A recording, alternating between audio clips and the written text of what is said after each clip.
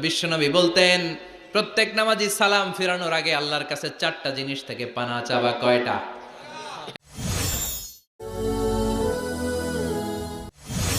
এজন্য আল্লাহ বললেন কবরে তোমার যেতেই হবে। আলহাকুমুত তাকাসুরু হাত্তা যুরতুমুল মাকাবির, কবরে তোমাকে যাওয়াই লাগবে। কবরের শাস্তি তোমার পেতেই হবে, কবরের পরীক্ষার সম্মুখীন তোমাকে হতেই হবে। জোরে বলেন ঠিক কিনা? এজন্য মাঝে মাঝে কবরস্থানে যাওয়ার দরকার আছে না নাই? বিশ্বনবী বলেছেন নাহাইতুকুম আন জিয়ারাতিল কবুর, আমি এক সময় কবর জিয়ারত করতে নিষেধ করতাম। আল আনা ফাজুরুহা, এখন বললাম কবর জিয়ারত করো, সমস্যা নাই, কিন্তু কবরে পড়ে থাকা ব্যক্তিটার কাছে কিছু চাওয়া যাবে নাকি? কথা বলেন। আল মাইয়িতু ফিল কবর কাল গরিকু ফিল বাহর, সাঁতার না জানা ব্যক্তি সাগরে পড়লে যত অসহায়, কবরে পড়ে থাকা ব্যক্তি তার চাইতেও বেশি অসহায়।